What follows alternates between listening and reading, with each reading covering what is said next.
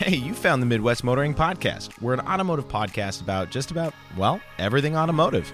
From news, reactions, reviews, and everything and anything in between. We're kind of like one of those long road trips you take where you get lost and you don't know where you're at, but suddenly you find where you're going and you look back fondly on that journey and go, that was half the fun. So come along and enjoy the ride with us.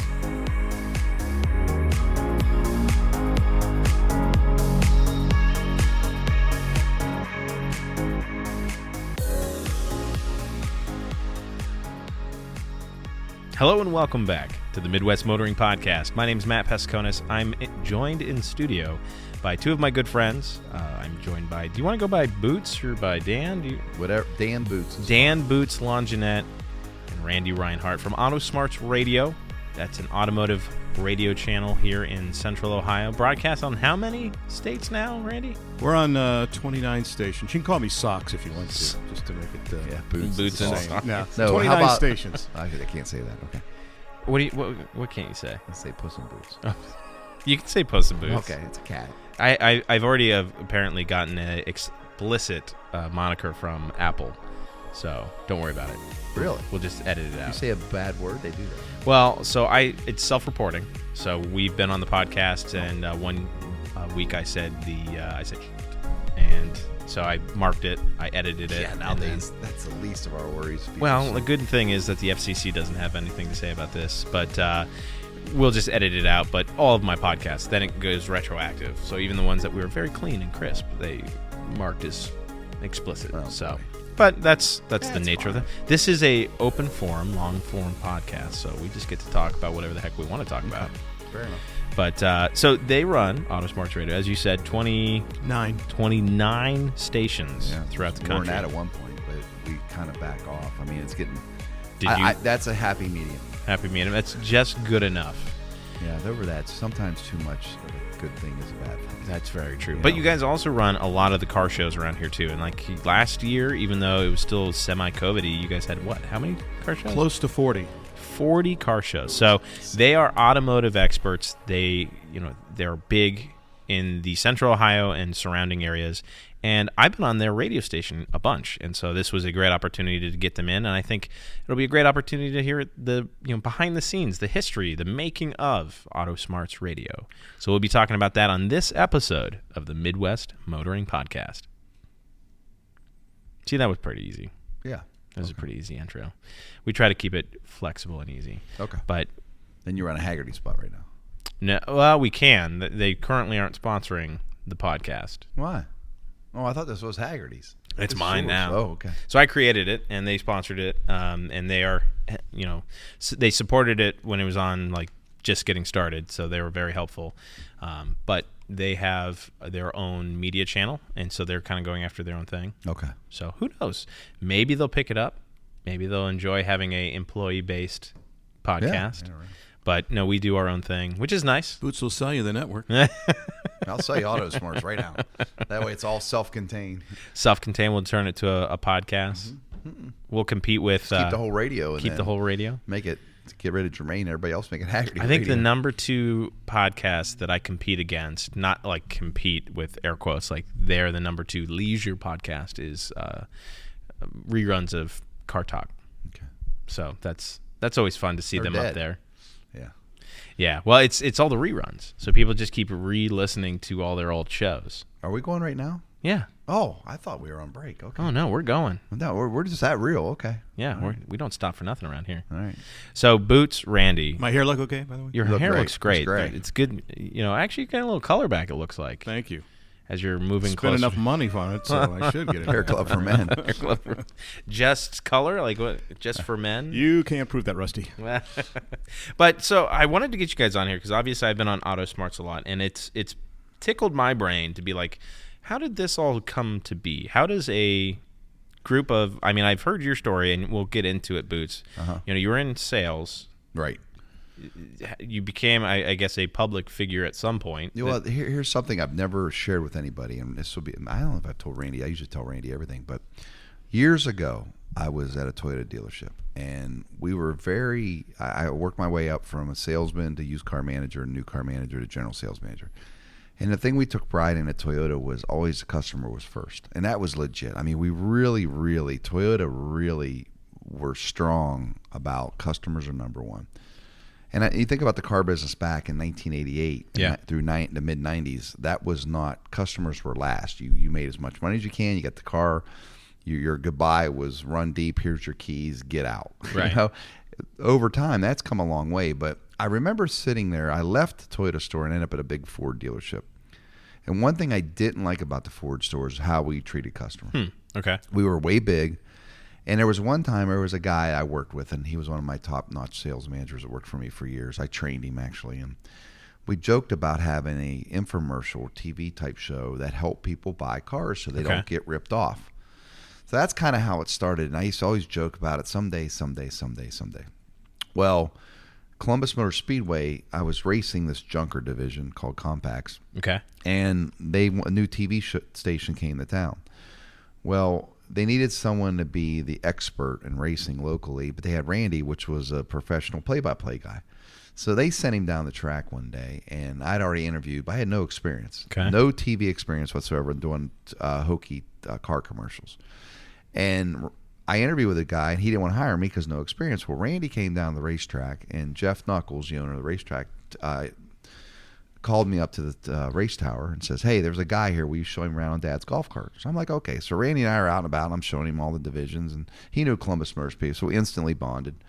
And we go down to the infield to announce that, hey, next week we're going to broadcast on TV Columbus Motor Speedway. Oh, wow. I never knew Randy before in my life. Am I right so far, Randy? I'm spot on. You're pretty good. So Randy gets out there and got the mic, and I explained to him that they didn't hire me, but they needed somebody. So Randy hired me probably out of being desperate because they didn't have anybody else to fill the position. So he hires me on the spot, and I end up doing the show. But then the worst part is they killed Randy with Clipper games. Go ahead with that. What happened was we got there the next week and got ready to do our first race together and opened up the mic. I said, good evening and welcome. And that was it, because right then lightning struck down rain right next to the Columbus Motor Speedway. Oh, no. So the racing was called off, and that was on a Saturday. On a Monday, we signed deals with the Destroyers, the Arena football team, and also the Columbus Clippers. That. Okay. So I had to choose. I could do two of the three. And this was 98? No, this was 2007. 2007, okay. 7, yeah. Was it? So Yeah, I said, Destroyers. okay, I'll do the Clippers and I'll do the Destroyers. So we never worked together on a race at Columbus Motor Speedway. Never. But he had his foot in the door already, and his toes are so big we couldn't kick him out. So once he got in the door, the rest was history after that. We never worked together then. He put together a TV show with Donnell Phipps, one of the co-founders, and he said, I don't know what's wrong, but, it just doesn't seem to work. Work all month and net $700. That's what's wrong with TV. I said, you're the most attention deficit person I've ever met. Absolutely. That's the problem. So you need something that's a light switch. And I said, radio is a light switch. So he said, do you think we can do this? So we sat down. You want to pick it up from there at an area restaurant? So we marked it out. Let me go back a little bit about the TV show. So we're at Red Lobster on Hamilton Road, Donnell and I, and this young girl's waiting on us, very attractive. I'm like, I know her from somewhere. I'm fantasizing. I did, joking around. And she goes, are you Boots? And I said, yeah. She goes, you sold my parents all their cars over the years. Wow, okay. And she says, I have the Ford Contour you sold my mom. I was like, ruh-roh. She's like, will you look? Slapped him. Yeah, she's like, will you look at it real quick and tell me what's wrong with it? I said, well, I can answer that right now. It's a Ford Contour. But I go out after we eat lunch, and we go out there, and I show her everything's wrong with it. And I make some phone calls in front of her, and I get everything for pennies on a dollar fixed for her. Okay. So we go outside, and Donnell looks at me and says, why don't you do something with it? So that's why we started a TV show, because Donnell was more TV than radio. Gotcha. But meeting Randy, I understand his radio skills were always very above and beyond. I remember him doing different things on the radio and hearing his background. So because of who I am, I hate it. And he's the one that says, let's go to radio. I says, try it. So he made some phone calls and got us on one of the little mousy radio stations, which was great. I don't mean that in a negative way. We had to start somewhere. Right. And then we became, eventually over hard work and time, we got on a big giant of 610. But two things really helped us was Napa, was the Germain family, Napa, and Pepsi. Okay. So starting your own radio show and buying airtime, it was hard. And Randy and I went door knocking. I mean, and one other thing we did real quick, we wanted to only have advertisers that we believed in. That was hard. because I almost went to some of the dealerships that I didn't have respect for. I almost went to some body shops, but I had to keep true to our statement we made at Red Lobster another day. You didn't want to sell out. Yeah, we wanted to have like Haggerty. We wanted to have like the Germain family. Dealerships and car-related stuff that's good to customers and value, return on your investment. Yeah, you truly did. I remember you guys called me at one time and said, hey, have you ever heard of this company? It was one of your other sponsors coming in. And I was like, no, I hadn't. They go, oh, okay. And you guys did a whole like interview process for them, which was cool. Well, he's actually gone to businesses, and we've been together at businesses, in fact, and worked for a day to see what it was like at those businesses to make sure they treated people the right way. Also notice that I have to follow up on him and copyright him all the time because he said there were two groups, Pepsi, Napa, and Germain. And I almost left Napa out. Now, Napa has moved on, and we're leaning towards O'Reilly's right now. But, you know, not that we had a bad falling out. It's just they wanted to move money elsewhere. That's fine. But that was 3 instead of 2. But when you get the Germain name behind you locally and you get Pepsi, you get respect. The show was doing well, and there was times that we had $80 in the account. And the funny story, too, I was at the old restaurants are out of business now called Champs over at Eastern. Oh, yeah. Remember them? So Nick Popa and Randy set me up with a guy named Nick Popa. He was head of marketing at Pepsi. And we had a few meetings with him. And in the last meeting, I had some numbers put together. And we're at Champs, this Nick and I. And he's still got his arms crossed. He's a grumpy old guy. Yeah, Nick looks like that. If you don't know Nick. He's one of my best friends now, but boy, he could be a pain. But and I would say it if he was sitting here. But we're sitting there, and there's 4 Air Force people in fatigues. And I was like, man, I'm buying lunch. I'm trying to be a player, so I'm like, I'm broke because I was broke. So I looked over at them and I said, I hope they're eating chicken. And I called the waitress because Nick went to the bathroom. And I said to them, I said to the waitress, I was like, can you give me their bill? So I paid their bill, and it was like $69 after tip. Oof. So I lucked out. I didn't make Randy's payroll that week. It's a whole other story. But anyway, so waiting, by the way. So I'm out in the parking lot with Nick, and we get in his Pepsi company car, and here comes this female sergeant. And she comes out, and she knocks on the window, and she goes, thank you. And she goes, can I give you a hug? I was like, sure, I'll hug her. She goes, we don't get, this is when a different regime was in a president. We'll just leave that alone. But she goes, we don't get respect anymore like we used to. So we're driving back, and Nick goes, what was that all about? And I said, don't worry about it. Well, when I was a little kid, remember Bonanza's? Randy probably remembers them. It's like an old Steakhouse. Ponderosa. Yeah. Well, when I was a little boy, we'd go to every Wednesday, we'd walk through the mall, and we'd go to Bonanza halfway through it. And my mom and dad loved Bonanza. That was just their thing, right? So we're there, and there's a bunch of old retired World War II guys sitting there. So my dad bought their meal, and we left. Well, I'm a 10-year-old kid going, what is wrong with you, Dad? He goes, why would you buy somebody else's food? He says, that's all we got budgeted, and we military first responders first. That's where I first learned that. So for me to sit there and have 4 fatigues, my dad's in heaven looking down at me, I'm like, oh, boy, I'm just glad they weren't getting steak. So anyway, I get back, and Nick, I'll never forget, I had like $2,500 a month wrote down. He took a pen and scratched it out and wrote $7,000 a month and flicked the paper back at me. I said, what's that for? He goes, make it work. And I said, what do you mean? He goes, what I saw you do at lunch, I'll never forget that. To this day, Nick brings up that story. The best part of the conversation with Nick, the very first one, we were at a Chinese restaurant in Bexley on the east side of Columbus, Ohio. And we sit there, and we're ordering the meal. And Nick is a gruff guy. Yeah. And they asked us what we want to drink. And without hesitation, Boots said, and I quote, this is Nick Popa from Pepsi, he goes, I'd kill for a Diet Coke right now. I used to love Diet Coke. And Nick's jaw dropped open. I go, no, again, I'm covering. I go, no, he's just kidding. That's his way of telling a joke. He would love a Diet Pepsi. Yeah, I'm diehard Pepsi now. So we almost lost him because he wanted a different beverage at a Chinese restaurant for lunch. Well, you know, it could also be a, what do they call that, a colloquialism, where it's like in a certain part of the country, you say Coke. Yeah. Like if you're in the South, you just, I'll have a Coke. Yeah. Pepsi, okay, that's what I meant. You don't do that with the head of Pepsi, though. No, no, not Pepsi marketing. Or maybe only once, and that's it. So the first 4 years, I was still wholesaling cars, and so that we're gonna get to that because that's kind of how you got your nickname. But I want to. You mentioned Randy's exposure and not exposing himself, but not that again. too. His experience with radio. So, Randy, where did you get your start in radio? When I was a little kid, when I was 8, and my cousin Mark was 11, he lived in Girard, Ohio. During the day, we'd play baseball, and at night, we created our own radio stations.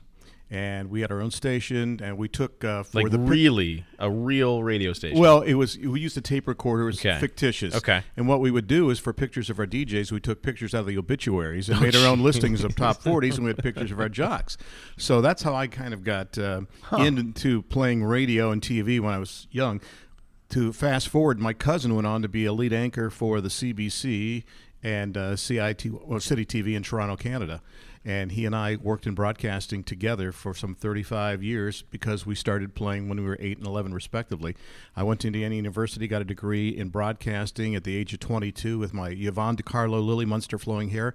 I called the state basketball championships at Indiana, which was unheard of to do it at the age of 22, And with let alone long 52. hair? Yes. I had a corduroy suit, with wide lapels and all that, and did that, and then kept doing play-by-play, went into production in Cincinnati, and then moved here 40 years ago, and I've done play-by-play now for 40 years in Columbus, including 7 years at the Big Ten Network. and that's kind of a lot of your passion is the play-by-play, though. I'm not a car expert. That's how we know our roles on the show, because Boots is the car expert. My job is to toss up the softballs and let him knock it out of the park. Sure. He knows the show. And what we did with the car show, there was no blueprint for how you do this and how you make it grow and how you go from square one. So we sat down.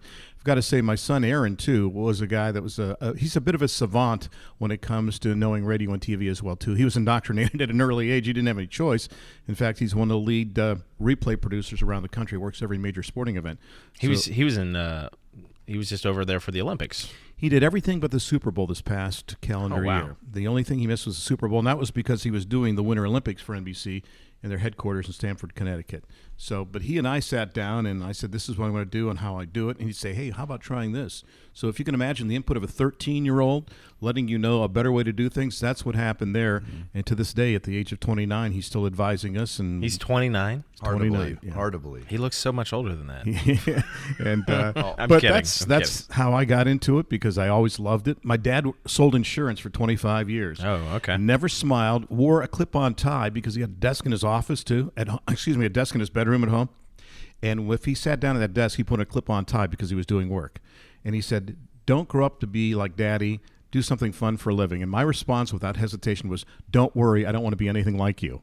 Which was an honest and cold fact, but it's true. I was nothing like my father, who was cold and very stoic when it came to work and everything like that. That's kind of how it was back in the day, though. Yeah, but I wanted to have fun, and TV and radio. I go to a game I play as a kid. They gave me food and the best seat in the house, and money as well too. Right. That's not a job. That's a good thing. Yeah. Yeah, it's kind of how you build into it. Exactly. And so, Boots, the name Boots. I know the story. You've told me the story a bunch, but our listeners, I wish it was shiny, but so I moved to Columbus back in the day and had no money. I had a $300 JCPenney charge card, and I had $10 in my wallet and a full tank of gas. That is no exaggeration. I had a Ford Ranger stick, no air. I showed up at that Toyota dealership, and my second month on the floor, I sold 28 cars. Oh, man. I didn't even know what it meant. I remember my first paycheck. It was like $6,000 after taxes. This is a 19-year-old kid, mind you. Yeah. And I remember going in an office and calling my dad, reversing the charges back then, no cell phones. And I said, "Dad," I said, "my check's like $6,100. He goes, "What?" I said, "Yeah, they made a mistake. I think he paid me too much." This is how naive I am. This is how bad I was, because I used to make $335 an hour a year before that. He goes, "Go to your boss. Be honest. Don't lie." I'm like, "I don't want to, Dad. I'm going to take no. Go to your boss." So I walked in Larry's office, which I'm still dear friends with that guy. And I walked in. I handed him my check. I said, "Is this right?" He goes, "Yeah." He goes, "You okay with it?" I said, "No, it's high." He goes, "Wow, the first time a salesman's ever walked in my office and said I was underpaid," because I didn't know any better. So I left, and a few days later, my one boss is giving me a rough to go. And no matter what you did was never good enough. Mm-hmm. He was always glass half empty. And actually, when he ended up working for me, that's another long story. But he sent me home one night because I walked out of my prom shoes that I had found in the bottom of a box. They were they were Sergio Bertini, these old Italian shoes you bought at JCPenney's. While I was walking through the parking lot, I walked out of my shoe soles. So my mom and dad were coming up to take me to Ponderosa, not Bonanza anymore. Okay. And I said, "Mom, can you bring my boots?" Well, my mom took it upon herself. I'm giving you the long version now. And she took a Marks-a-Lot. They didn't have Sharpies back then. Okay. And took the wood and colored it black. with a Sharpie, with a big Marks. What color were these boots? They were gray with a wood bottom. Okay. Dingoes. So I imagine them like cowboy boots. Cowboy boots, yeah. That's all I had. Is that what they were? Yeah, my mom and dad would not help. Galoshes would be funny. Yeah, my Well, mom. you say boots nowadays, and boots can be like a work shoe. No, or like these are like fashionable hipster dingoes shoe. from JCPenney's, $39.95. So I'm wearing those, and I walk in. I had a bunch of cars out already. And he looks at me and goes, "What are you wearing?" I said, "Oh, man, my Bertinis came apart." And I said, "My mom brought these up." Well, I looked down from walking in the slush in February in Ohio. All the black came off, and it got all over these boots. It looked like I was a homeless dude, right? He said, "You go home. I'm tired of you.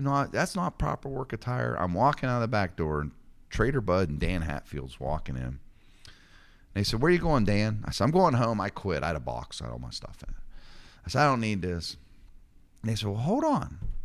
What did you do?" And I said, "Well, I got these old boots on." They all had boots on. They were good old boys from Kentucky. Okay.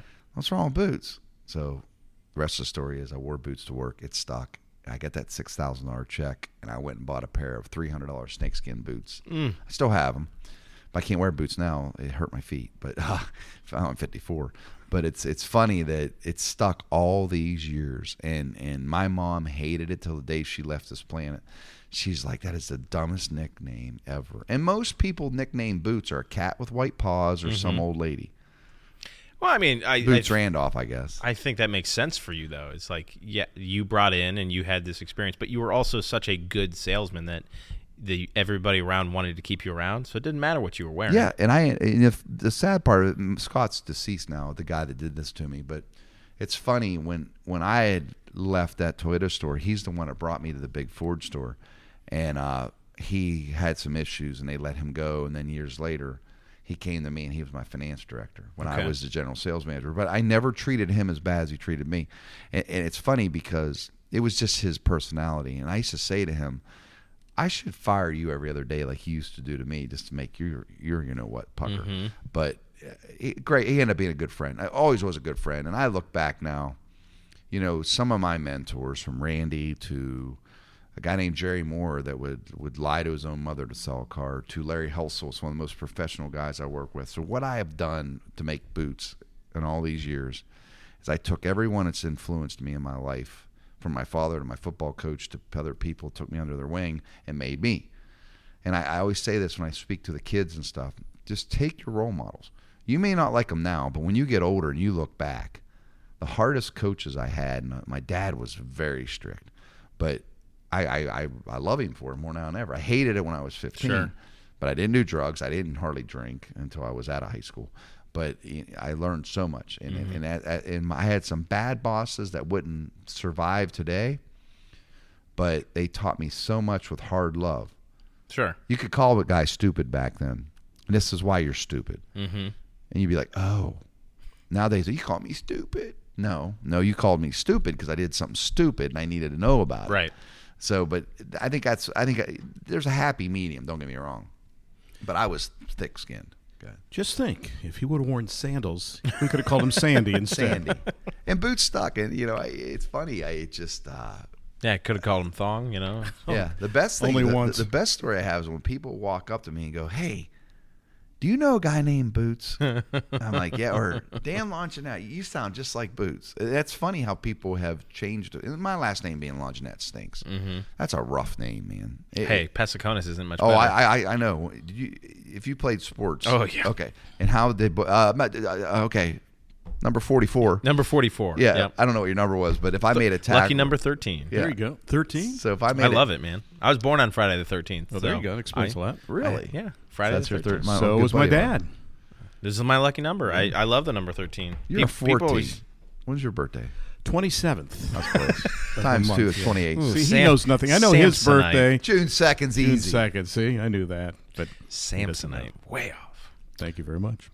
So, Randy, yes, you've been in radio. You met him at the racetrack. You started working together. What was it like to start a new radio program. Keep the sharp objects away from us, I think was the best way to put it. It was suicidal at times, too, because, English is a rumor to him. He's working Total on it. opposites. He speaks Hilbonic fluently and, trying to explain that. And the other thing is, as bad as he is with English, he's worse at reading. Yeah. So coloring, he's really good at, and playtime and cutting and pasting. The haters, we jumped a lot of barriers. I mean, everyone was against us. There was a guy named Frank that looked at us and laughed when we presented this to him.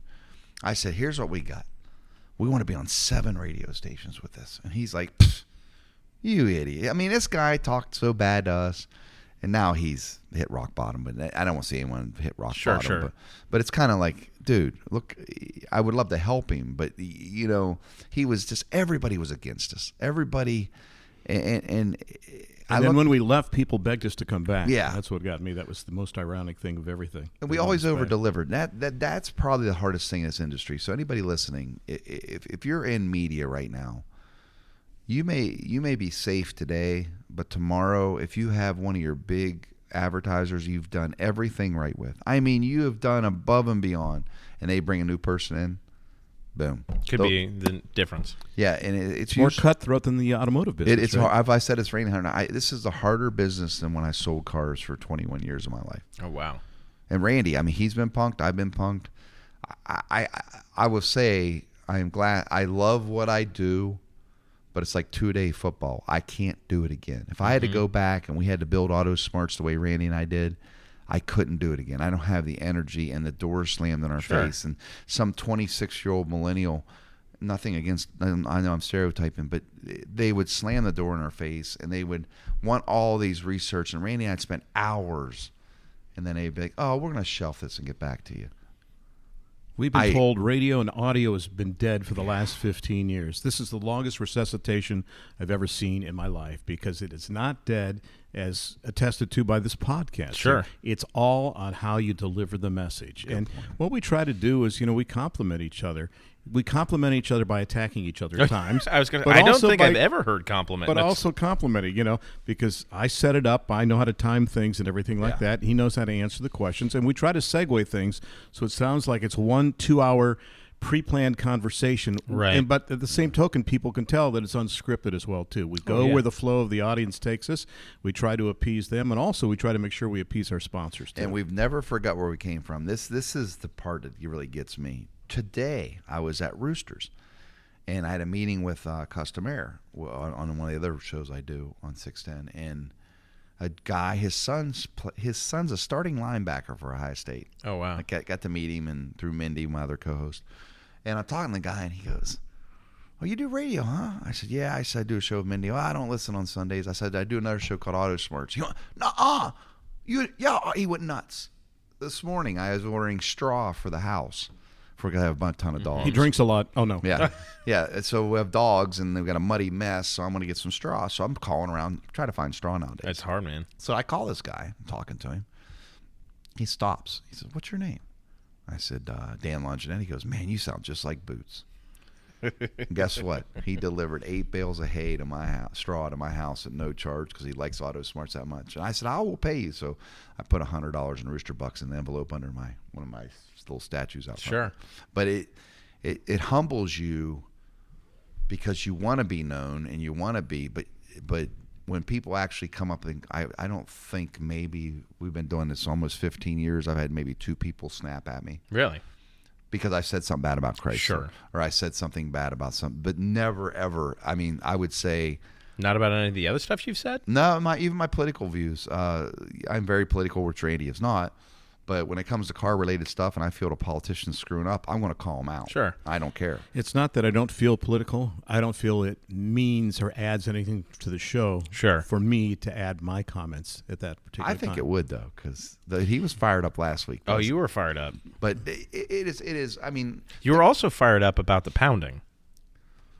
About the pounding of the table, yes, because Khrushchev over there likes to bang the table when he makes a point. Who was doing which I just made your board light up over there as well. Yes, too, you did. Oh, you Free did game. that. No, you were doing pounding it. You to were make pounding your political points. You were doing this a lot. Oh, well, I just it hurts Sorry me. for the listener. It's funny you say that. It hurts me to see a single mom going to a gas station. I saw it. This happened under a month ago. I looked over, and it's not like someone's going to say she was a 10. No, she was just an average-looking lady, a human being, with 2 cute kids in the back, properly strapped in baby seats. And she literally put like $7 in gas in her car. And I was eavesdropping. I'm there pumping 150 in my stupid diesel, madder than a snake. I said, ma'am, like, how much did I get you? She goes, I know, that's all I can afford. I literally walked around, put my credit card in, and filled her tank. Don't know her, don't want anything. It kills me to see she has a job, she had a decent car, and some poor American citizen can't put more than $7 in gas in her car. Now, I can't do it for everybody. Sure. But when I'm in that situation, that eats my... I don't know. I don't know what to do for these people because she's sitting here deciding whether she buys food for those kids or puts gas in her car. I know nobody controls the gas prices, and I know oil companies are greedy, but I will say this. There has to be a stop. In 2007, Randy, remember how I was so mad about gas prices?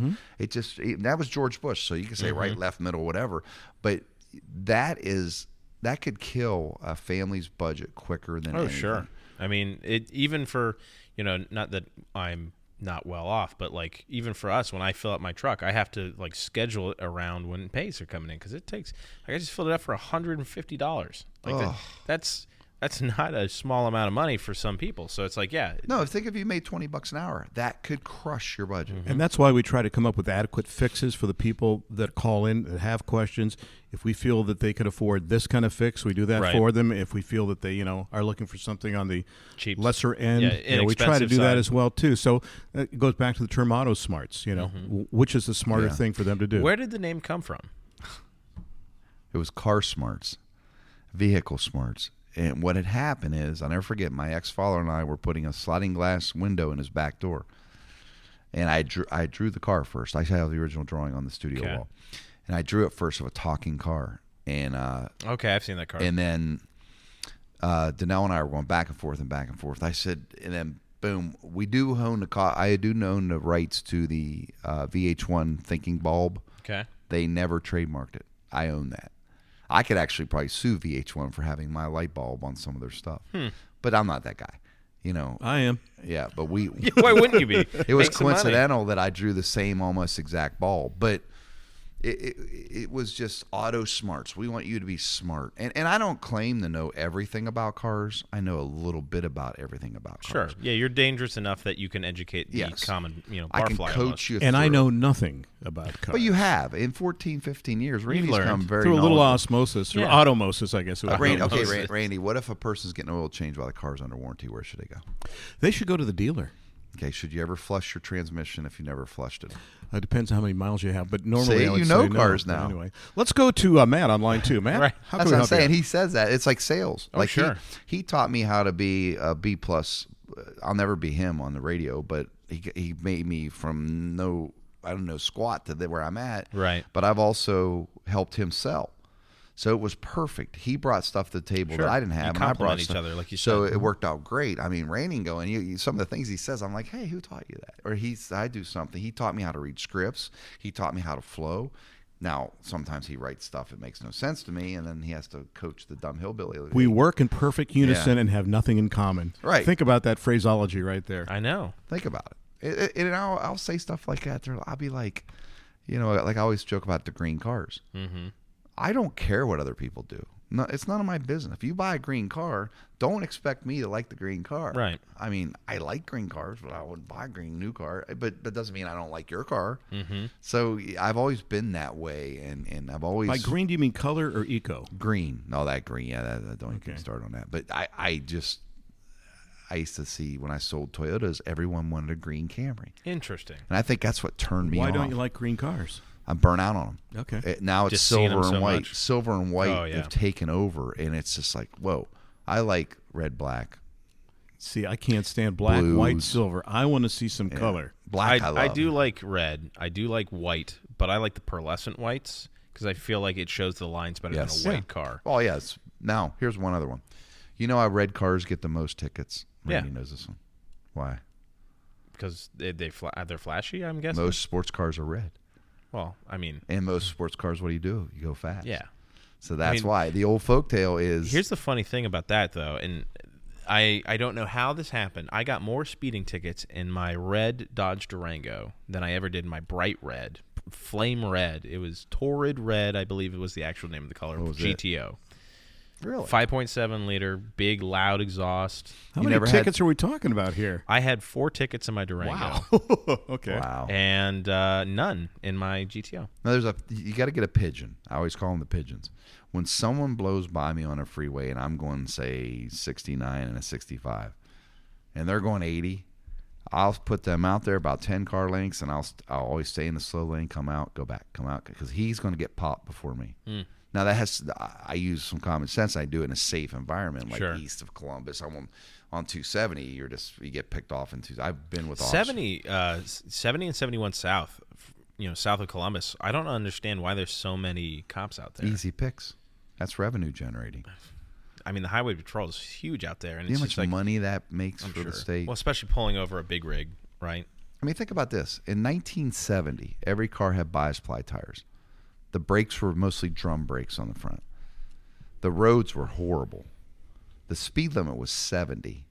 Now we have 8 lanes of traffic. You got 15 airbags, ABS. The car will drive itself. The car has backup cameras, but the speed limit's the same as it was when the car. I don't know what I would do without my backup camera on my truck. But see- I do know what I'd do. I'd hit a lot of things. Yeah. No, me you would too. use your mirrors like we were taught. Well, You see, would- I still use my mirrors, but and I have the big trailer mirrors, right? Right. And I still I'll look over there and be like, I can't tell. I can't tell if I'm 6 inches or a foot either, away, yeah. and then I'll get out and I'm like 3 feet. I'm like, what in the heck? My second favorite TV channel used to be the right side camera in the Honda.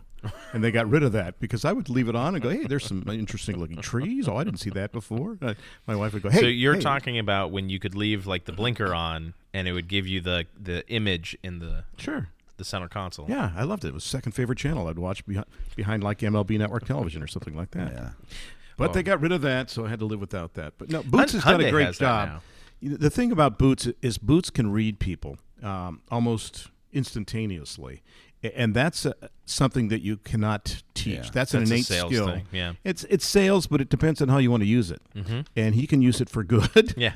to help Or evil. the Marvel comics, but he could use it for evil. But he does a fabulous job, and that's what takes us, I think, to the new levels that we've been able to approach. Is the fact that he knows how to read people. He knows, which avenue to take for a conversation, be it a guest or a potential sponsor. Sure. And that is huge, and I think that's why we've gone from one station to close to 30. You got to feel them out too. That's the thing when we go into a place. You got to know your audience. I used to teach us 7 steps to selling a car. I lived by it. There's still general managers in this town that teach it. They've actually asked me to come in and go over it. You meet and greet, you qualify, you select, you demo, you walk around, paperwork, get the manager. 7 steps to success. And I preach it. You go into a place, you look them in the eye, you shake their hands, but you be sincere. Sure. There was a great man named Jackie Cooper, taught me this many, many years ago. He was a old school car salesman, kind of slimy, but he says, when someone's telling you the crappiest story. Nicely done. Yeah. Hey, remember, we're not I on know. the air. I keep forgetting. But someone tells you a really bad story. So this to say, so my daughter's in ballet. Do you go to ballet? No, I don't, but tell me about it. Right. When she's telling the story about her daughter, bouncing around on a stage on her tippy toes in some pink tutu. I don't even know what ballet is like, but I would envision myself sitting next to her in that auditorium watching her 10-year-old doing ballet. You could read it in her eyes. I taught so many salesmen that because people want you to be their friend when they're giving you money. Sure. But you got to believe it and you got to understand it. And next time she comes into service and you're back there getting your Snicker bar and your Pepsi, you go, "Hey Debbie, how's ballet going?" And you got to register that. Now Sure. I do that with cars. Mm-hmm. I'll go up to a guy and go, "Hey, how's the Crown Vic?" Wow, he knows my car, and I couldn't tell you his name. Right. But back in those You know days, what he looks like, and he drives a Yeah. purple Crown Vic. that's meet and greet. Welcome to Toyota West. My name's Boots. What's yours? And you make over their kids, but mean it. Mm-hmm. Go get them a balloon. Let them pick. Ignore the parents. I go, can I take your kids and get them a balloon? Because I had to blow the stupid things up this morning, and I want to get rid of them. They laugh. Then you look at their car and say, man, that's a good-looking car. I hope you're trading in because my used car manager needs a car like that. They do? The last place made fun of it. Why would they make fun of a car like that? I'm looking at an 88 Celebrity going, what a piece of it. But I just made a friend instantly. Boom. Then you know when you went in and gave their kid the balloon, they're going, he liked that Celebrity? Don't tell him it's bad. It's a $500 car back then. Right. But you got credibility, and you don't ask them if they want to test drive. Mm-hmm. You say, this is your car. You like the color, all the equipment so far? I'll be right back. You go inside, you get the keys, the demo plate, you throw it on the back, and you sit in the back seat. Say, who's driving first? Let her drive first. They're like, okay. If you say, hey, you want to test drive? No. If you ask them, they'll say no. Yeah. You assumption close everything, but mean it. There was guys that sold 12 cars a month, and there's guys that sell 30 cars a month. The guys that sell 30 cars a month or sell anything in life, it's the number one salesman, is truly engaged in the customer. Sure. And listens to what the customer is looking at, because a lot of times, like I was telling you about one of the big dealers around here who's no longer a dealer, it's owned by somebody else. But when I walked in, I told him what kind of truck I was looking for. It felt like his eyes rolled back, and he just didn't have, like, even if you don't have an answer for you, like you can say, hey, I don't have anything like that, but here are some things that we can look at that can at least give you, like, here's the interior that you'd be choosing, here's the exterior color, here's the motor. You want to drive the one with the motor that you were looking at? Like, there are ways to engage with customers and gain their trust. Absolutely. Versus just going, well, this is what I got. No. Right. And they were trying to get me into this truck that I told them flat out. I was like, hey, this has the motor I like that I wanted to test drive, but it's not the truck that I want. And they didn't get my business because they just kept saying, well, hey, I'll do you a great deal on this truck. See, if I had another truck similar to what you want but was more expensive, I'm like, let's go look at that one, and I will beat up my boss for you to get the price down to the one you wanted. You would have been like, really? So another quick story. I had a couple, I'll never forget, and I still have their paperwork. I'll have to dig it out and show it to you someday. They pulled up in an old car. He's on a cane. Good-looking old lady. I mean, just the cleavers. Okay? Sure. The beavers or cleavers? Beaver cleaver. Right? Cleavers. Okay, the cleavers. So they get out of the car, and right away they wanted a Tercel coupe. So back in '89, the Tercel coupe had a little hatchback. People wanted those? Yeah, because that Toyota was becoming hot then, and everybody wanted them. And I knew two things: we didn't have hardly any of them. Nobody liked them. You couldn't make any money on them. They had $600 markup. It was a $400 pack, so the first $400 you get paid on. If I sell it at sticker, I make $50. Okay, I still got to feed my family, right? Right. I said, you guys want a Tercel, huh? That's a nice car you got there. That surprises me. I said, but I tell you what, we just had a car come in. I'm not allowed to sell yet, but maybe if we hold off, I'll see if my boss will let me sell it to you next week. Now, that's a little white lie, a little Santa Claus lie. I'm sorry. So we had a Celica. We didn't have a lot of them. A Celica GTS. Remember those? Yeah, I love those. It was an '89 Celica GTS. I'll never forget. It was maroon. It was even a stick. It's such the... All the old people now drive sticks. So I go inside to my general manager, and I said, hey, can I sell that Celica just came in? He goes, yeah, why not? I'm shh. When these people come up here, tell them you have it pre-sold or something so I can get them all lathered up, because they're not going to go from a $9,000 Tercel to a $16,000 Celica. So I go out and get them. I said, my boss wants to talk to you. They're like, why? I said, just I want to show you that car. He won't let me. He won't give me the keys. I said, well, maybe you get in front of him. He'll let you look at it. He goes, I'll look at what I want to. He goes in the showroom. He goes up to my boss. He goes, I want to see this silica. Kept calling it silica. Like silicon. And I said, he won't let me show it. He goes, we have it pre-sold, but you can go ahead and go show it to him, Boots. I said, let me pull it up for you. So I put the plastic back on the seats. Oh, so it already had all the plastic. It was right. It was PDR, which pre-delivery inspection. Now this is. They don't do that today now, do they? No, you can't. Now you're lucky if you get a car. I pulled it up and I said, still has a plastic on. Let me get the plastic off the seats. And they drove it. And I'm telling you, he's gear jamming down Georgesville Road. He's on cloud 9. And she goes, I haven't drove a stick since our 48 Ford. And I always ask older couples what the first car they ever owned. Okay. And he starts telling me about this and blah, blah, blah, blah, blah, blah. And we get back. I said, here's the good news. They'll let me sell you this car sticker. They're like, really? I'm like, oh, yeah, as hot as they are. Now, let me see if he'll let me sell it. We better. I'm here, and the other guy isn't. They left with that car at sticker price, and she brought me brownies the next day. Now I made a $1,600 commit, a $1,600 gross, which was 25%. So Boots just made $375 or whatever it was. You just set car sale honesty back 25 years. Was it honest? but if I would have let them buy a Tercel, in my mind, they would have been miserable. Well, and you know what? They probably were in the market, and they probably understood what they were looking at, and you probably went through all the financing and options, and every time they were in service, I was there for them. And it's a Toyota, so it was easy back then. It wasn't like buying a new Chrysler where it blew up on the way home. But we used to. It was funny because Stellantis. Yeah, and they're probably deceased now because that was 30.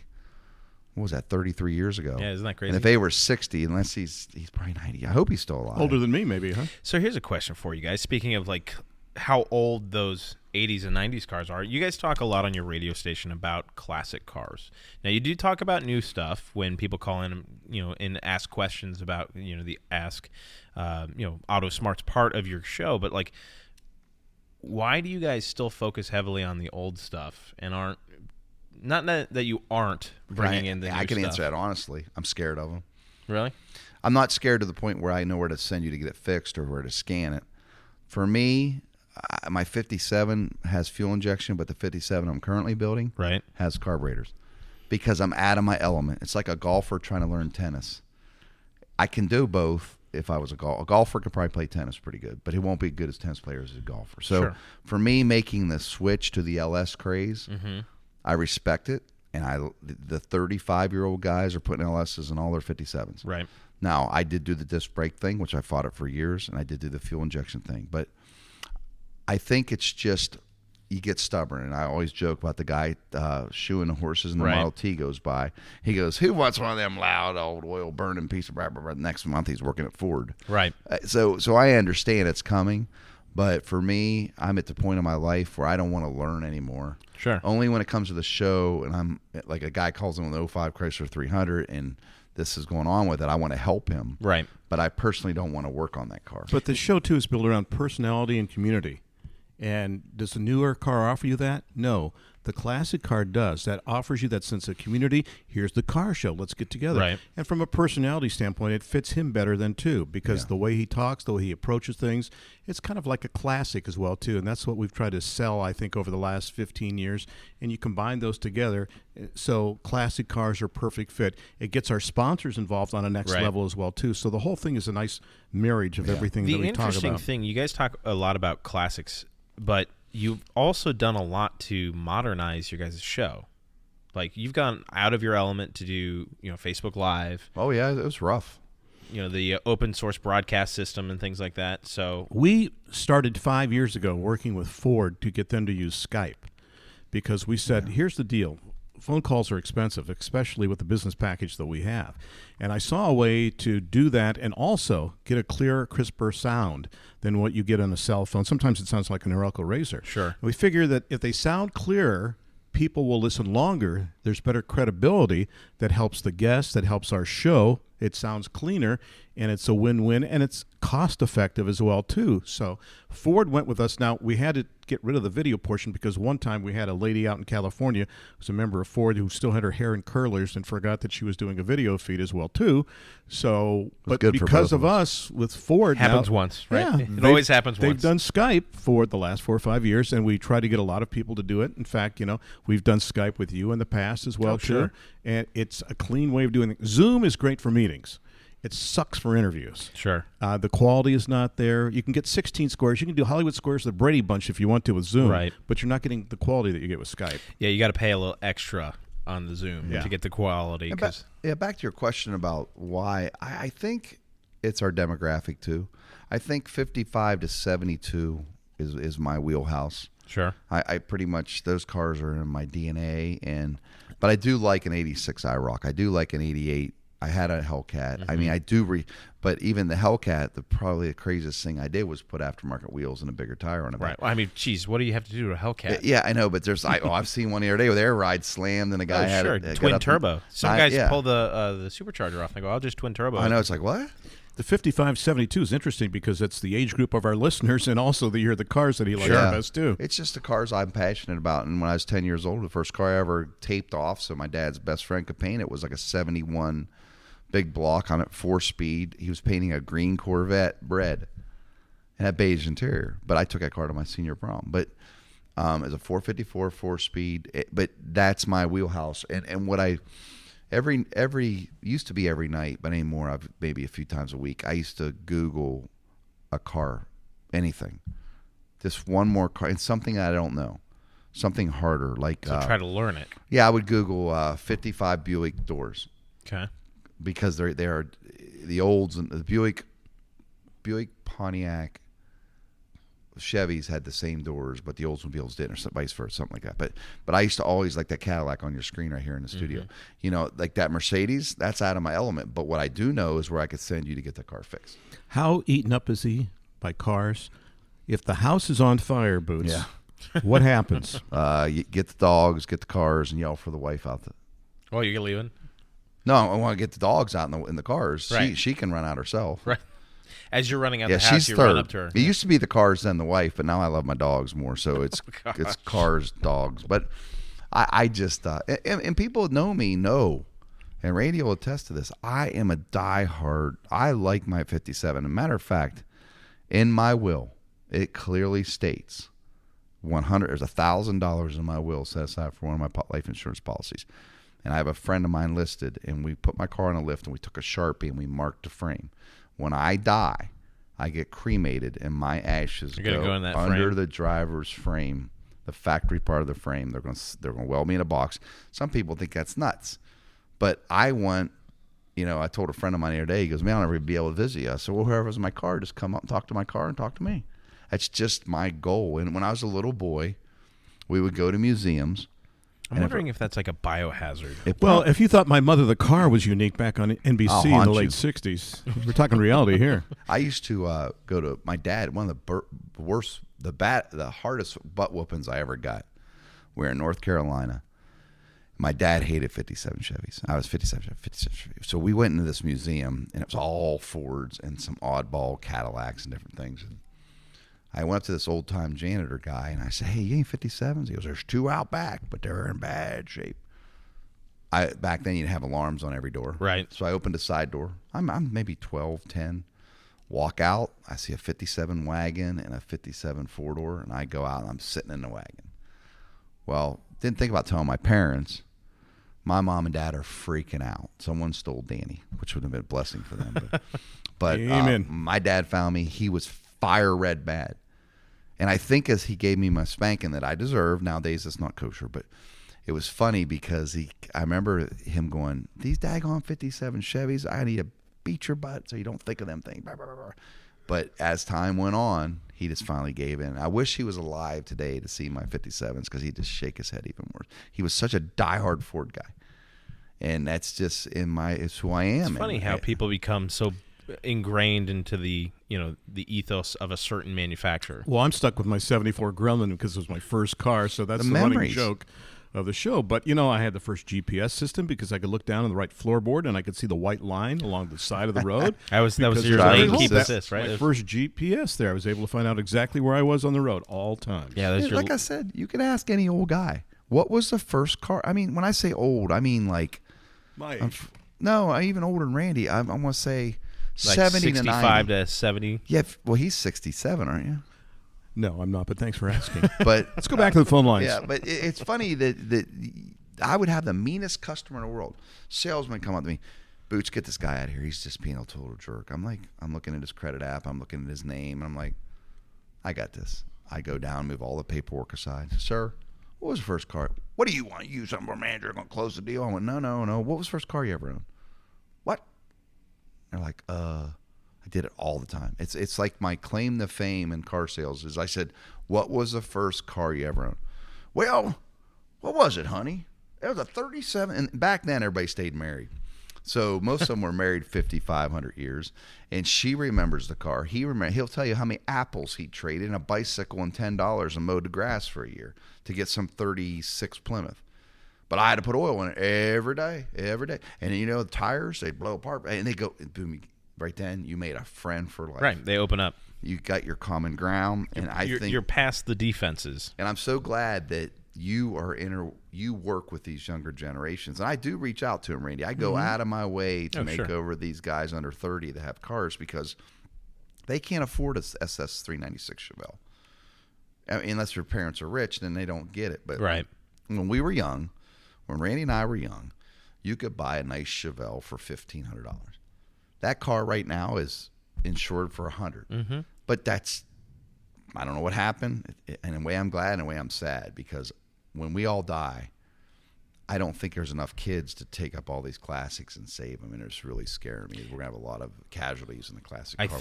I think that might be a misnomer, because we're seeing that it's not exploding. Like when we look at the Hagerty numbers and we're looking at what era's cars people are buying, right?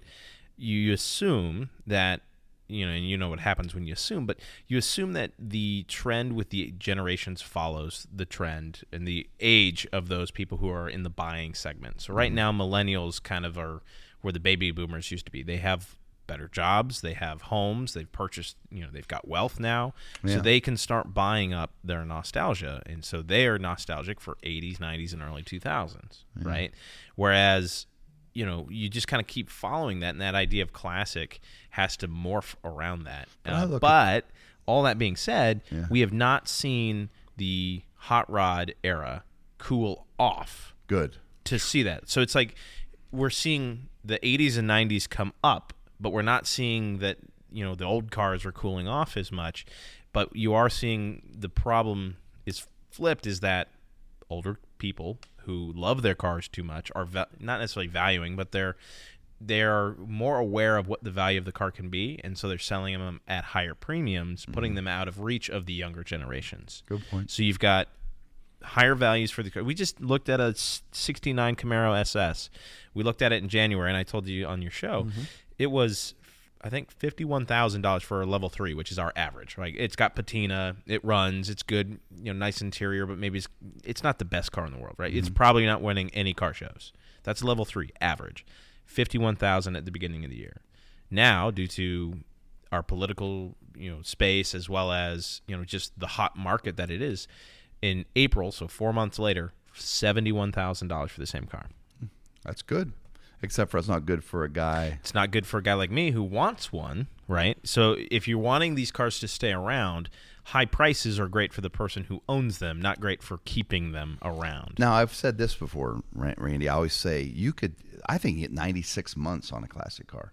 Now, people go, that's crazy. But if you could get like if your credit's, say, a 720, and you go buy a $50,000 Chevelle that's done, that someone's already put $100 in, and you finance it for 96 months. Now, that makes people's skin crawl off their neck. 8 years, folks. That's okay, though, because that car is going to appreciate for exactly what you just said. So the interest won't keep up with the appreciation, and that's never been the way. So, but that's hard to do. Like, that's hard to really put down on a piece of paper and say, this is what's going to happen. And that's, I think... Like, I went through this when I was looking at, I say classic, but it was a 2001, my era, Porsche Turbo. I was doing that long-term classic car financing. With 911, probably? Yeah, 911 Turbo. It's not going to go down in value. Well, but here's the thing. It's that generation of Porsche, like, people don't like the front headlights. They don't like that it's air-cooled or water-cooled, not air-cooled. And so it's kind of got this stigma. And so that left enough unknown in my mind to not want to do that. And now I look at them and they're $40,000 more than they were when I was going to buy it. Yeah. It's hard to say but I will say there's always going to be nameplates, a 911, a Ford GT, a Camaro, a Hellcat. There are just certain cars that always have that blue cloud over it, not a black cloud. Gremlin. Yeah, well, even Gremlins are hot, right? I mean, Gremlins went from 15... Oddities are really hot. Yeah, people want what they can't get. Right, exactly. You can go to a car show right now, you couldn't swing a rope and not hit a GTO, a 69 Camaro, a Tri-5 Chevy, or a Super B or Roadrunner. You see a 58 Biscayne tricked out. You're like, whoa! Now, 30 years ago, no one wanted 58s. Right. But you have the cars that will always be valuable. Then you have other cars that scare me, like the 58 to 62 GM craze right now. Sure. That I think will settle down. Sure. But I never dreamed a 58 Impala would be worth 30 more grand than a convertible than a 57 Chevy convertible. But you can find a 57 convertible, a decent driver for 70 grand right now. I mean, the other flip side to that, we're talking about oddities like the Gremlins, is that if you have an oddity that doesn't pull in a premium over some other cars like a Chevelle or something like that, it means that people who just want a cool old car can go out and buy a cool old Gremlin and fix it up and enjoy it and cruise. It's about the story. Yeah, you get to pull up people. I had a Gremlin. I had this. I looked at a Studebaker last year over in West Jeff. What kind? A Navani?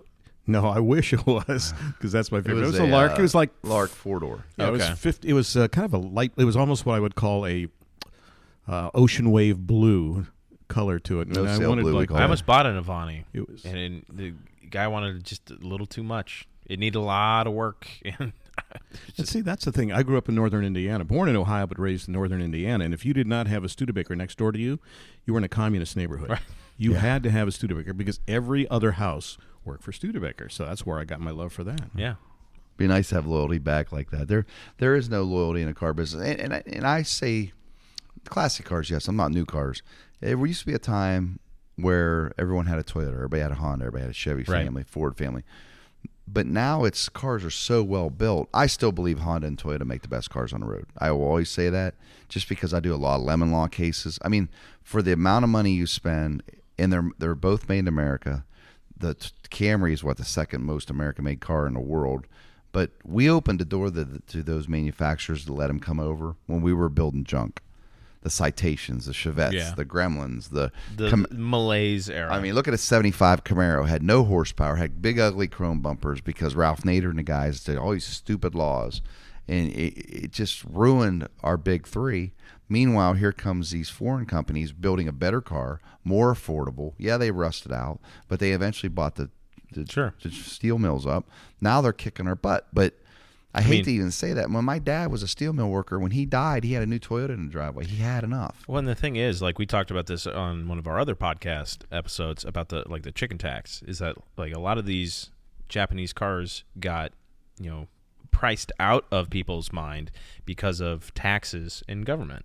Mm-hmm. They were beating all the big three, with, like you said, these cars, and so they had to actually off-put the market by putting on taxes and surcharges because of the big three wanted to. My grandfather worked for U.S. Steel. His steel went into Chrysler Corporation cars. I've told the story before. Yeah. My brother broke a 35-year trend of Chrysler Corporation cars and bought a 72 Nova. Well, he pulled into the driveway at my grandfather's house, and my grandfather said with a Hungarian accent, "What is that piece of crap?" And he said, "That's my new car." He goes, "Not in my driveway." My brother laughed, thought he was joking. My grandfather went in the house, brought out a shotgun, and fired it straight up in the air. He goes, "Next time I will aim." So every other time that my brother came over, he had to park one street over and around the corner so my grandfather could not see his 72 Nova. I kind of like that. Just be careful, gun safety. Yeah, what goes folks. up must come down. Yeah, what goes up must come down, but, for sure. It's funny that we talk about this. I can remember another lady. She's Betty Bricker. I stayed friends with her for years, and she went from it was a Chevrolet. She traded. It was one of the not a Citation, not a Celebrity. I can't think. Well, anyway, she brought this car in, and she bought a new Camry. And I never forget, she had tears in her eyes. I said, "What's wrong?" She goes, "My dad's going to kill me." And she was like 70. I'm thinking, how old's her dad? Well, he was already dead. She was rolling over on his grave. And I said, but you know what? She had bought 2 or 3 cars and her friends, and she said it's nice all these years of buying GM products and putting up with the Citations and the Chevettes and all the things that she went through and all the silliness that we should have been building right in the first place. Right. Now, the big three's back. I get it. Chrysler's a decent car nowadays. I mean, my Hellcat was a pretty good car. I mean, my backup camera stuck. It went dark a few times, but still ran. Mm-hmm. And I remember pulling in a Dodge dealership, and they laughed at me. "Why are you so upset? This isn't a Toyota." I was like, wow. But it was still a nice car from what my brother's 86 LeBaron that died. I mean, they've been making Challengers that, the new style for how many years now? 11? I don't know. That's a good question. I think 05? 06? What? I mean, I know they've done iterations, but Yeah. like that's a long time. You know, you look at it and you go, wow, I can't believe that cars are as pricey as they are nowadays on new cars. It's all the safety stuff. And our current administration said electric cars are the way to go. You'll save $90 a month. Actually, you will not save $90 a month because your home electric is going to go up. Mm-hmm. The car's twice as much, or well, a third is higher. You know, Sure. So if a $40,000 Camry, a hybrid's probably $60,000. So you're paying for that. So your car payment's jumping up $400 a month. Registration. Oh yeah, then you pay the higher taxes on the plates. Where are you going to plug in? Yeah, and you got it in your house. And where does electric come from currently? Well, and all the Coal. I mean, you bring up another point on, the prices of cars is like dealerships right now are kind of in the wild, wild west of markups because of the marketplace needing, like people need cars, right? Yeah. So they are marking them out. I just saw a report on, I think it was Car Scoops, reported it. A dealership out in California had the Ioniq 6 Hyundai, their new EV, marked up $60,000. See, that's so. It's funny. Some, like I understand some. For I don't market. agree with it, and here's a problem I have with that. I when the '97 F-150 came out, we marked it up $5,000. LOA, lack of availability. I was so mad because the first customer came in was a loyal customer of that dealership. And my big boss and the owner of the company would not let me sell to him a sticker. I said, he's bought how many cars here? Yeah, but the next guy came in and paid it. But so I look at the new Corvettes. I am very upset with that. And what I did say, I got a debate with another close friend of mine, a friendly debate. I said, I can't believe they're pricing these new Corvettes less than what they were selling them for the old body style. Well, they C8s now, right? Right, yeah. The C7 was more than the C8 sticker-wise. Close, you know what I mean? Why wouldn't they raise them up to $100,000? Well, the dealerships did that, and all that does is take credibility away from the car salesman. Has worked so hard to get away from what I did in the Celica story earlier. So it's bad for GM to do that. The new Corvette, if you're going to put the sticker at $80,000, sell it for $80,000, but don't sit there and add $20,000. The new Z06 is supposed to get $30,000 to $40,000 over sticker. So it's not fair to the consumer. It's not fair to the dealer. GM's making their money. What GM needs to do is price the car accordingly to the market. Sure. And kick the dealer more. But don't put the dealer in the middle where they're sitting there like, oh, stickers for $80, but we're at $110. You'd be like, huh? It's like buying bread and get up to the cash register. It's 99 cents. You got to pay $2.50 for it. I mean, I can give a really good equation to how that felt to me because when I grew up, I was out in Portland, Oregon, and so there was no sales tax. So if a candy bar said it was, 35 cents or $1.10, you'd pull up $1.10. Go, here you go. I have my candy bar. First time we moved here, I bought a candy bar. I was like, oh, it's $1.25. Here's $1.25. I went to leave. They go, oh, no. Where's your extra 13 cents? I'm like, what do you mean extra 13 cents? It's like tax. For what? Yeah. You're right. So it's just it feels like a tax at this point. It's not fair. It's not fair to the. I hate to, and I always tell people this: you don't get mad at the pizza delivery guy. He didn't cook the pizza. So getting mad at the dealer, you should need to get mad at them. If you're going to get mad, which I don't even get mad, it's a manufacturer. So are the auto dealers making more now by selling the used cars at a bigger markup than they were if they were selling used cars? I mean, new cars instead? Yeah. All right. Well, what they're doing right now is they're putting too much in your trade. All right. So if you compared today versus 3 years ago, let's just take a $50,000 truck. $50,000 truck, you're paying sticker, but your trade-in was a $6,000 car. Now it's worth $10,000. So you're really $4,000 swing, if that makes sense. You go back 3 years ago, you get $4,000 discount. You get what your trade's worth. It's this recession, and mark my word, I called this in 08. Remember 07, Randy? This is going to be worse than it was in 08, 07. And here's why. There's false numbers out there. And again, I'm no accountant expert by no means, but what I can tell you is, being in a car business, every time used cars go up at all, I've never seen this trend this high. In the housing market, did you ever think that someone put a house on a market in Ohio for, say, $175,000 and they get in bidding war and the house sells for $250,000? Mm-hmm. When a market falls out and these people go bankrupt because they can't afford their gas and all the interest rates, this house they have now is back to what it's worth. And they've mortgaged everything out, every savings account, to afford a house they shouldn't have bought because they went from $170,000 to $250,000 because they got in bidding war. It's all false. And I wish I knew more elegant words to put it in, but I think about back to the Corvette. It's all false money. And I told a guy the other day about Haggerty. I said, he hasn't insured through one of the regular places. Right. I said, you realize that insurance you're with currently will not give you the proper value of that car. He goes, they got to bring me what the market's bringing them. No, they don't. They're going to look at a book price. And that book's going to reflect sticker, not the $20,000 over and the that depreciation you paid. off sticker. Exactly. So it's right now I'm scared. I'm not trying to freak anybody out, but I want things to calm down, that slow the roll. I mean, it just I never dreamed that I traded my wife's lease. We're over on our mileage, 20,000 miles. I traded it in, and they gave me $5 more than the lease end value. Oh man! Because they don't have any used cars. Yeah. Luckily, they had it. Well, we were just talking to Honda, and they were like, "Yeah, new cars." No. Good luck. Go to any dealership right now. They have 4 or 5 cars, and that's our fault for not building the chips here. You know, when Honda and Toyota, which we will be soon. I hope. Yeah, keep fingers crossed. But how long will it take? Sure. Well, I mean, there's always build up, right? And the same thing, I enjoy bourbon, right? And thinking about build up on bourbon, people are like, why can't I find bourbon? It's like, you got to look back 6 years. What were we doing 6 years ago? Yeah. Bourbon was not as popular cigars, as it was. Back in the 90s. It's like, huh? Yeah, where'd cigars come from? So it's like, everything will go in flows. So speaking of, flows and cyclical things, what's next for AutoSmarts? Sell it to Haggerty and retire. And then we'll all drink bourbon and smoke cigars. Yeah. See, there's the cycle for you. We'll stick around as long as we can. As long as the sponsors back us, we're not going anywhere. Well, one of us is elderly here, so one of us may be retiring and going into the pits. And I'm fortunate enough, if he does retire, I'll bring a lot of you guys in, like you and Westerville Automotive. I've got a lot of... Now, we'll lose Randy's professionalism. It'll go more of... It won't be as crisp, but it'll be more...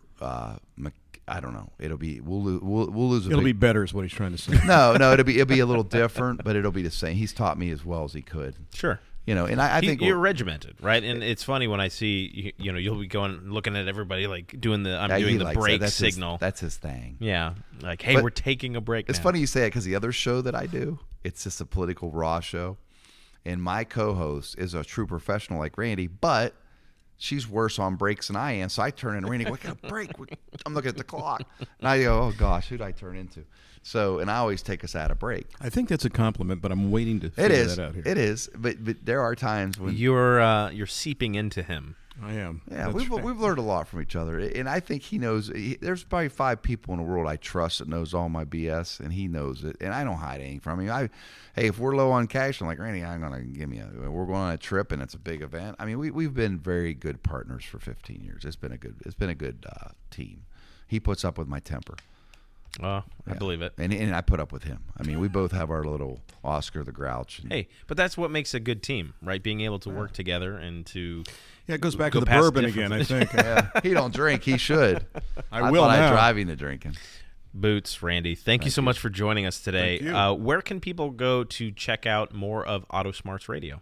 Well, you can go to our website, AutoSmartsRadio.com. You can find us on Facebook and Twitter at AutoSmarts Radio. If you go to our website while we're actually doing the Saturday morning show live, you can watch it up there. We have a 2-camera shoot. Also, you can watch it off of iHeartMedia as well, too. And we answer questions there as well, too. We list car shows for pretty much anybody in the region as well, too. And got a lot of them coming up. We've just got a lot of different things going on up there, and we support our sponsors up there as well, too. Go ahead. Well, I was going to ask, what's the next big show for you guys? The next big show, you're going to be up in Powell on a Sunday for a car show. Yeah, on May the 22nd. That's Saratoga. That's everything I miss about him. Where am I at this week? Literally, he's done that. Where am I today? In Yeah. fact, that was a week ago. Yeah. Now, wait, I've got a car show then tomorrow, too. How am I going to make that work? So here's I'm a reactor, not a proactor. Here's the map. I've given you the plan. You Yeah. need to leave by this time. Be auto-smart, folks. Okay. Yeah.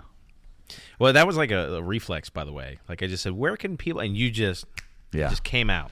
And you learned that from me asking that question at the end of an interview, right? I did. Yeah, friended on Facebook. And I've got a joking thing. I said to a buddy of mine, I've lost a few friends lately because, again, my friends are a little older. And I said, well, that's more Facebook people I could fire so other people could friend me.